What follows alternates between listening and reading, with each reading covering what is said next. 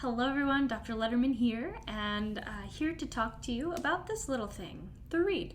It's probably one of the most important things in oboe playing because that's what makes our sound. So there's a lot that we should talk about and make sure that you understand. So the big thing is this is a piece of wood, so in order to get it to vibrate, we need to soak it. Unlike single reed players, we do not soak it in our mouth. It just doesn't get the job done like we'd like. So if you come into my studio, you'll find this little cup. This is a water cup that I soak my reed in. I've just dipped it in, and I would probably just go ahead and put my instrument together after I did that.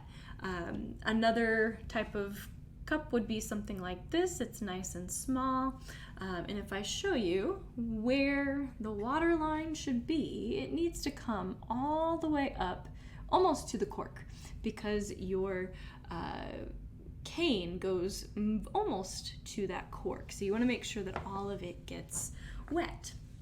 Now this is a very delicate thing that you want to be very careful with. So one thing that happens with young students is we hit it against our teeth or our tongue breaks it. So you want to be careful with the reed, just making sure that you don't break it. Because once you break it, or crack it as we would say, you got to get a new one because it doesn't really play. So that's super important. You also don't want to soak your reed too long. And that all depends on the conditions around you. Right now I'm recording this in the end of summer, so it's fairly humid, it's warm, so I can really literally just dip that reed in, pull it out, and put my instrument together, and it's probably ready by the time my instrument's together.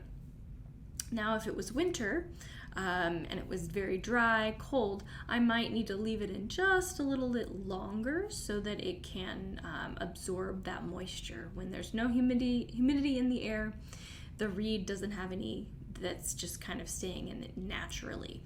And you'll kind of know as it starts to soak up, the reed opening gets a little bit bigger. Usually when it's not soaked, it'll be kind of like that, and as it starts to soak up, you get an opening kind of like that.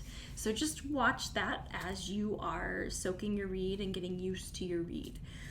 One other thing I'll put in this little video is the handmade reed versus the commercially made reed. If at all possible, at any point you really want to play on a handmade reed, it's going to encourage the correct embouchure. It's going to be a little bit easier to play and have a better sound.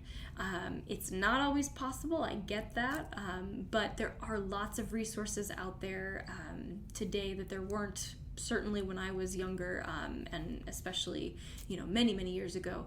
So seek out reed makers that are in the area or online. Try their reeds. They are definitely going to be much better for you in the long run than a commercially made reed.